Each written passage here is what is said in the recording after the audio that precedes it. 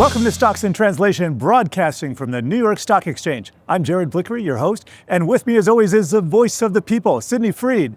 Please like, subscribe, comment on Stocks in Translation on Spotify, Apple Music, Amazon, or YouTube. And today we are welcoming back Ann Berry. She is a founder of Threadneedle Ventures, and she was one of our very first guests here on Stocks in Translation. Great to see you again.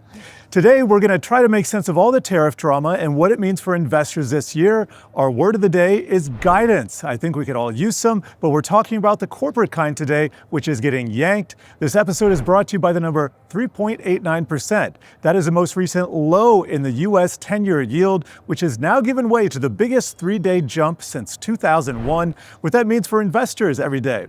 We'll get to our phrase of the day in a minute here, Ann, but first, could you give us an idea of what you're looking at in the markets right now? And I just want to add, we are taping this at the New York Stock Exchange when we just got news that there is a pause on tariffs, so stocks are ripping the most in years, and we're just trying to make sense of this all here. How are you making sense of this? Well, I think the key to making sense of the market right now, Jared, is trying to make sense of the trade policy regimen that we're in. The fact that this kind of roller coaster is possible, the fact that this kind of volatility is possible and this kind of policy sea change and then reversal is possible.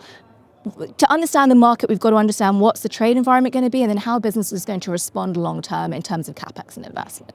Well, I want to get into our phrase of the day because this ties directly into what we're talking about, and that is guidance. So I'll give a quick definition here. Forward guidance is a company's predictions about its future financial performance, which oftentimes carries more weight with investors than the company's historical performance or what they already did.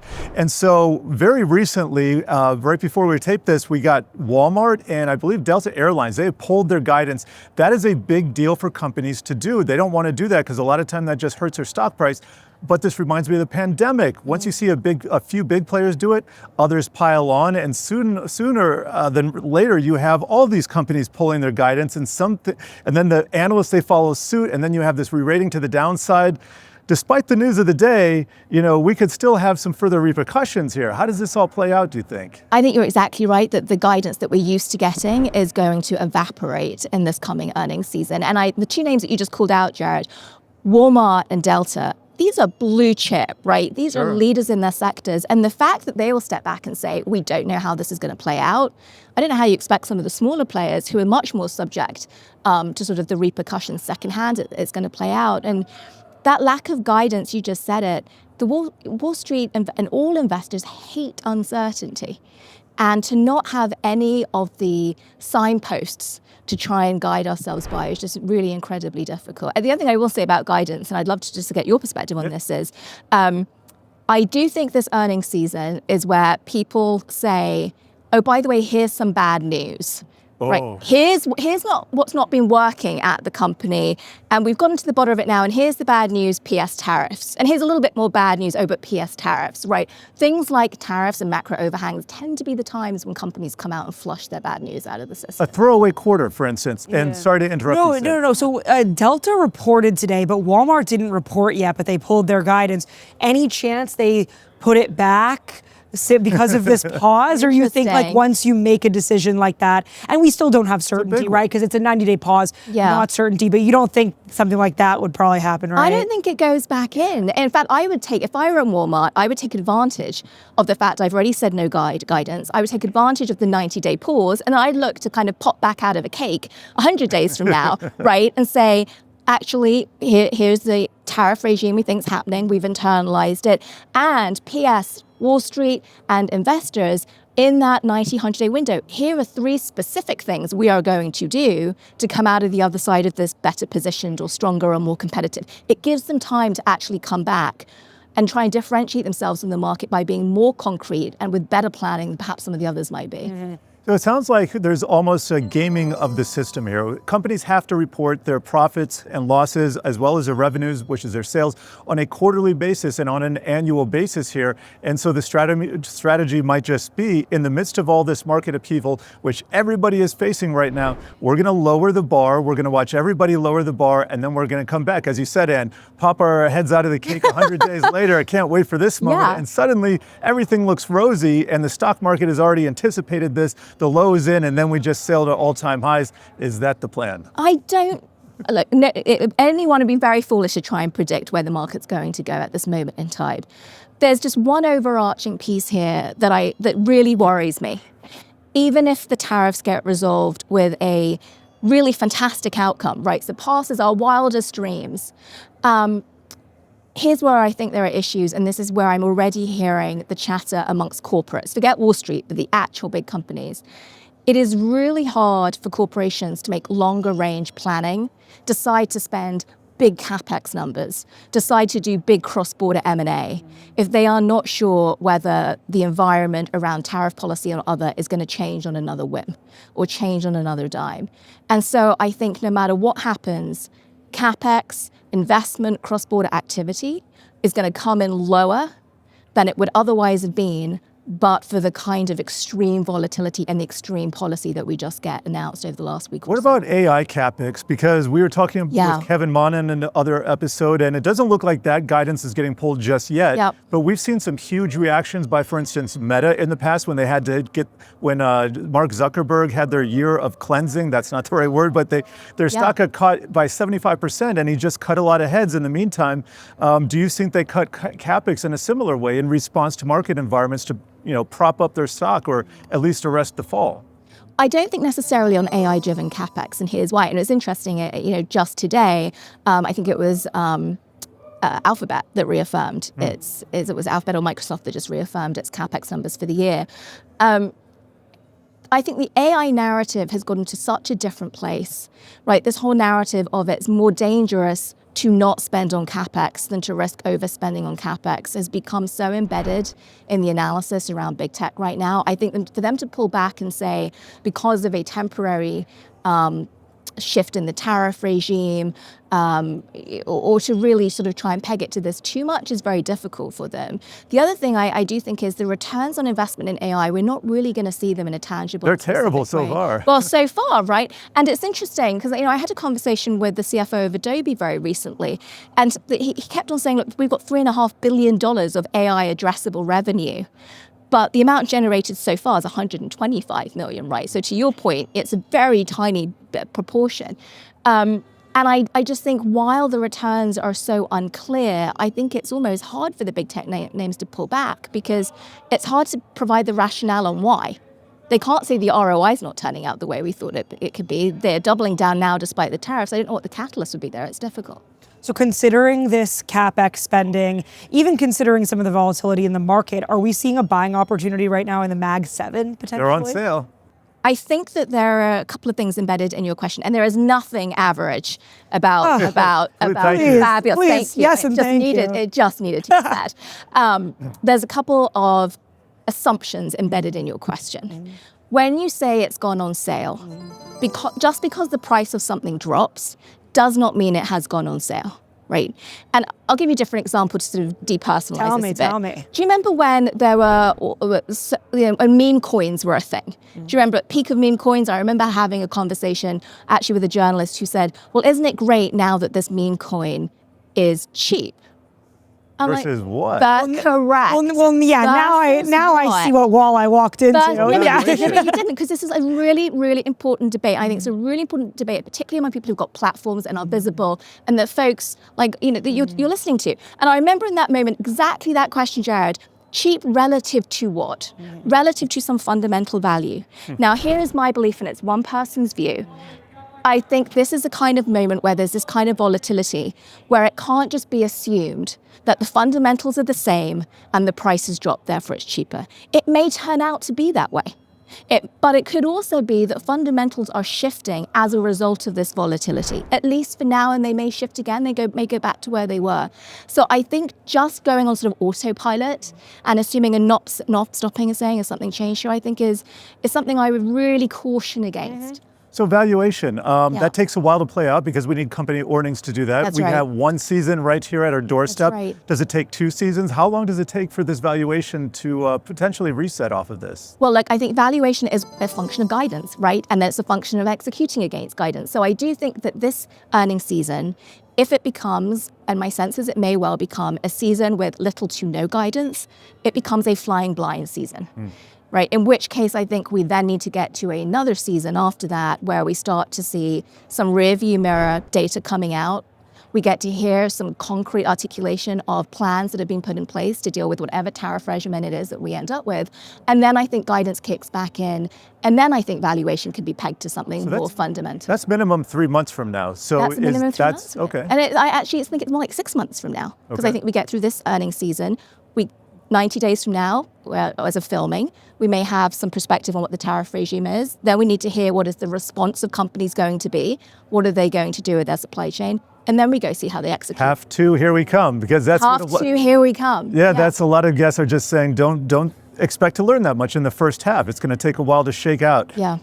Go ahead. Taking a big step back with Outlook, I actually didn't know that companies were not required to put their Outlook out. Is that right? Optional. Yeah, so why do they do it in the first place? Why pull it instead of being a little more, I guess it is honest to say we don't know what's happening, but I said this earlier to another guest, it's like, why pull it when times are bad, but do it when times are good, kind of thing. Mm-hmm. And then sometimes, I guess, I'll say sometimes we see a stock actually go down when the guidance was bad, but the earnings were good, and I'm like, wait, then we get all confused. So that's a lot I just threw at you, but start out with just why we have guidance in the first place. Because of the timing at which the reporting happens. By the time that you get the report on Q1, think about it. It's maybe April at the earliest, which means that historical data is already, to that point, it's historical. It's already coming up to 4 weeks out of date. You're already nearly a third of the way into the next quarter by the time you hear about the last one. And so the guidance is sort of an important way of the market to be able to try and keep us as current as it can be with what's going on with these companies. That's number one. Number two, so your second question, which was why is it issued when times are good and not when times are bad? Can I perhaps try to rephrase what you just said? I don't want to put words in your mouth. Please. Are they issuing it when times are more certain and pulling it when times are less certain? And then is there a correlation between good equals more certain and bad equals less certain? That's what I would posit. That's good framing. Yeah. And COVID, as Jared sort of said at the top, is when we saw guidance pulled, and those were not good times. And very uncertain times. And very uncertain equals bad and not good times at all. Hold that thought. We need to take a short break, but coming up, we're going to be talking about the frenetic moves in the bond market and a runway showdown that looks to the future, but how far?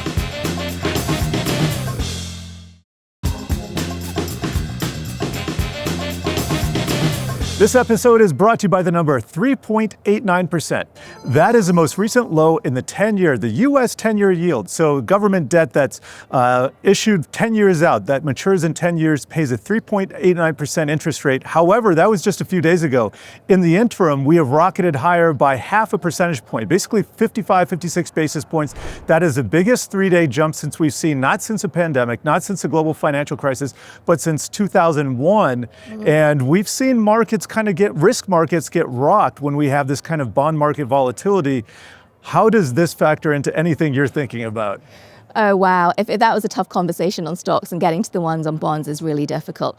I come back to volatility, and it gets really hard for folks like the banks to start managing their balance sheets when you've got this kind of volatility in the bond market. And I worry about that again in terms of asking, back to your question, is this a time to buy, is it a time to sell? It just goes to show how fragile these moments of uplift are and how uncertain how long those moments of downdraft are going to be. So I tie it back to the equity markets, which is where I think a lot of retail investors are playing, and say, this kind of bond market volatility is not great either. And you know who it's also not great for? Consumers. Can you imagine trying to go get a mortgage with jumping around like this? Lock it in. Lock it in, but you can miss it by a day or two. And so I think that's where it gets really difficult. So what do you tell people about whether to buy or not? Back to this question, do you say hold on a sec because there's so much volatility, just don't do anything, freeze? Or is there a certain type of bond you would say that's probably best for this kind of situation? So the first thing I've always said about investing is diversification.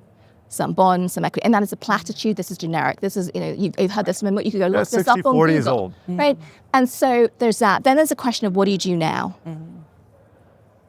I do believe staying in the market, staying invested is important. I have not sold, and I've bought in the recent downturns, but only sized by the amount that I would have invested anyway. I haven't made big swinging bets. And here's why, to be honest with you. People have lives that they're living, right? If you are looking to go retire, right, are you going to take a big swing right now on what might be a protracted upturn or downturn? Probably not. If you're saving to buy your first home, right, if you're planning to have a family, if there's any reason you need to tap your liquidity at some point over X period of time, that informs how much risk you're willing to take over one period of time. And as always true, that is also a platitude. But I think in these moments with volatility more than we have seen recently, I think really stepping back, whether you're a corporation trying to think about how to conserve your liquidity needs, if there's a recession, are you worried about your jobs? Are you worried about what you're going to have to do your cost structure? I think this is the time to start with what liquidity am I solving for first, and then think about whether to go buy, sell, or otherwise in this kind of market. Sticking with diversification, I'd be interested to know how closely you follow commodities. And I saw you tweeting about crude oil recently. Yeah. WTI just hit 55, and that is I believe it's a multi-year low. Haven't seen that price in a while. Of course, over the pandemic, it hit negative 40 intraday, which still blows my mind. I don't know how that happened. But I mean, how much do you pay attention to some of these macro moves, and do you figure that into some of your investment strategies? Yeah, I do factor in oil. I do look at WTI. I think it's an important indicator of global demand. It's therefore an important indicator of global recession risk, and it touches so much of the inputs into pretty much everything we consume. I also look at it as an important way to think about what inflationary risk or counter-inflationary mitigant it could actually provide. So that is one I do keep a close eye on.